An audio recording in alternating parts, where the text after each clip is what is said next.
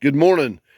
Today we're going to change the oil on this 1998 Jeep Cherokee with a 4.0 liter engine. And there's a few things you need to know before you get started. One, what is the size of the motor? This has a 4.0 liter on it.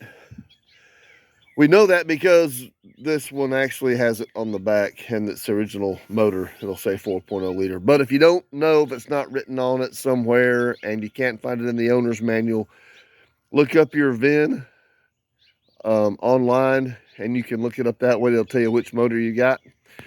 You're also going to need, with this particular engine, you need a 5/8 wrench. That's to take off the take the plug out of the oil pan. You'll need about 6 quarts of 10W30 motor oil and a new filter. Couple of things, a lot of questions on this particular car. Where is the filter? So if that's all you need to know, I'll tell you right now, and it's really easy to find. But if you've not changed the oil on one of these before, and you haven't done a lot of oil changes, there's something else that you need to know. So don't just go away in the next second. But the oil filter is right there, accessible from the top of the motor. That's the way I like to see it. That oil, when I take that off, is going to leak out. So have your catch pan under there ready to go, because some of that's going to drip into your catch pan. So we're going to take that filter off. We're going to take the plug out of the oil pan. Okay, so under the Jeep Cherokee, this is the oil pan, and that is the plug you want to take out. Don't get confused and take out this one back here. That is the oil pan for the transmission. You don't want to lose your transmission fluid. That won't be good. Also, don't accidentally try to remove that bolt or some other bolt in another spot. It is that one right there, and it is a 5/8 wrench. So we're going to put that on there. We're going to take that out. Let the oil drain into the catch pan. We're going to put that plug back in. It's just a standard plug, lefty-loosey, righty-tighty. Clean it up before you put it back, and make sure all your oil is drained out before you put it back in. This is the oil plug. I've taken it out. It's cleaned up. It's ready to go back in as soon as the oil is done draining. Here's our oil filter. We're going to prep it to put back on. I put a little bit of motor oil in the cap here. You just want to put a very light coat of motor oil on this rubber seal all the way around. That way it doesn't try to unseat itself when you're putting it on. Now we're going to put this on hand tight from the time that the seal here makes contact.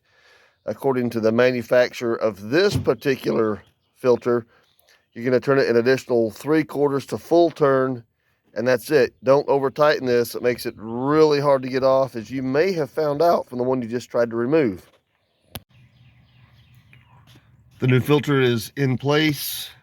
It's going to feel a little bit loose when it's put on right, but you should have just good contact all the way around with that seal. Do not crank this thing all the way down, or it will be really, really hard to get off in another 3,000 miles. Okay, once you have your plug back in place, this is where your oil goes in. Here's your dipstick to check. If you can't find one that says oil, look for one that says 710. As you see, it says right there clearly, 710 oil. And I'm gonna show you a trick real quick to make this, putting oil in here, easier. Most people, when they're putting oil, want to take the oil can and dump it this way. That's the wrong way. The spout's at the bottom. That's kind of intuitively the best way to do it, but don't do it like that. Pour it in this way with the spout on the top. It won't glug. It'll pour in a lot smoother. And grab a funnel. Use a funnel. Don't make a huge mess on top of your motor.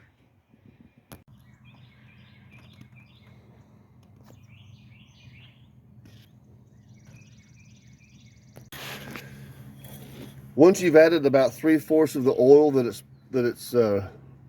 it requires, I like to check the oil level. I'd rather sneak up on it than accidentally put too much in. And it shows we're at least a quart low. So we put 4 in it, we're at least 1 quart low. And remember that your oil filter is going to hold some oil. So once you've cranked your motor and checked for leaks, turn it off, check your oil level again, and make sure it's stopped off properly, and you're good to go. Hope this helped. Again, this is a 1998 Jeep Cherokee with a 4.0 liter.